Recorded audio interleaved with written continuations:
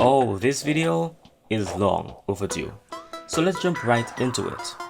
Iron Spider, probably one of my favorite Marvel characters besides Miles Morales. Oh, and by the way, has anyone here gotten a chance to play the new game yet? No? Yes? Maybe? Alright then. First appearing in the Amazing Spider-Man number 539, The Road to Civil War, the comic starts off with Peter and MJ in bed, being woken up by Tony, who tells Pete to come meet him in the secret lair. And well, basically Tony gives Pete the suit, and while he is a little suspicious of it at first, he goes on to put the suit on and then eventually ends up stopping a police chase of two criminals with a hostage in the trunk. And when they get stopped, one of the crooks attempts to shoot Spidey in the back. But lo and behold, it does not work. Big surprise there. Yeah, no surprise. Right after this, Pete asks Tony why he gave him the suit, to which he replies, "More than anyone else here, you and I have a great deal in common, Peter. We're both scientists, level-headed, practical. We don't just react, we evaluate. We have similar temperaments and we speak the same language, the language of common sense. There are some potentially difficult times coming, Peter. I'm hoping those times can be avoided, but in the case I'm wrong, it would be good to have someone at my side that I can depend on."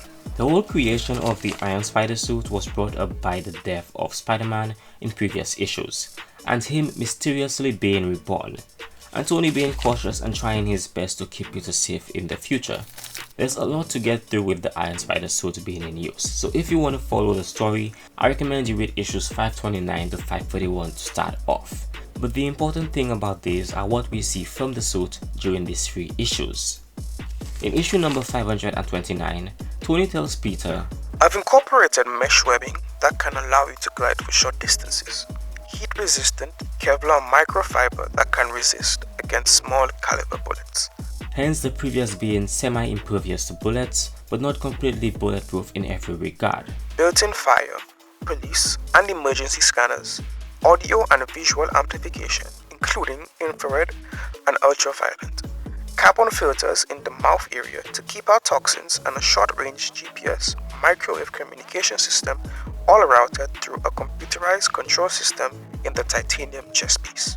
Now, these are just the basics, which already are a huge improvement to what Peter had before in his suit. Then we move on to issue number 530, where barely even 24 hours later, Tony introduces Peter to the new and improved Iron Spider suit version 2.0. Also, I'm gonna pause real quick and just point out how funny the beginning of issue number 530 is, with there being an argument between the editors of the comic.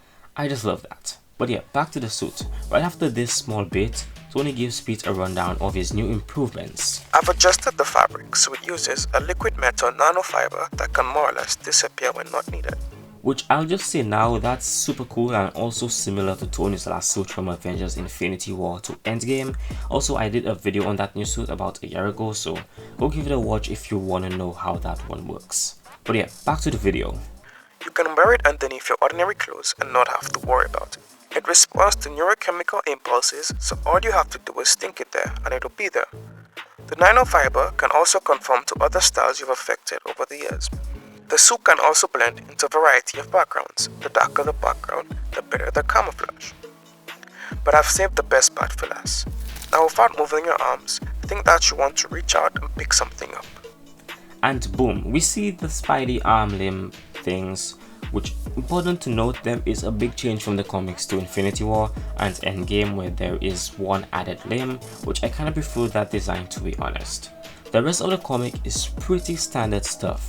Tony speaks in court, they get attacked by Titanium Man, which, I mean, what a ripoff of a name, by the way. And in the next issue, we get a glimpse of Washington, which, anyone having flashbacks to Spider-Man Homecoming? Yeah, I know.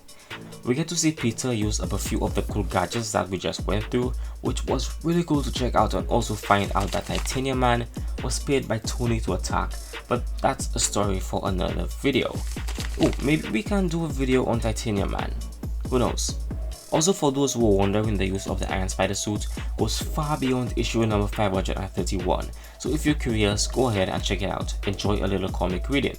A few other features that I should mention are enhanced gliding, climate control, chemical filtering, speed of light communication, and digital camouflage, which supplements Spidey's already heightened senses and powers. Much like Iron Man, the suit is powered by a self-sustaining chest piece, and the mask provides its wearer with an interconnected heads-up display. The whole thing is topped off with a layer of diamond nitrile overcoat, providing near impenetrable defense without compromising the Warcrawler's agility. But for now, that's it for this video. Thanks for watching. If you enjoyed this video, feel free to hit that subscribe button, leave a comment below letting me know your thoughts, and don't forget to leave a like and possibly check out my other videos on my channel. Thanks for watching, and I will be seeing you in the next video.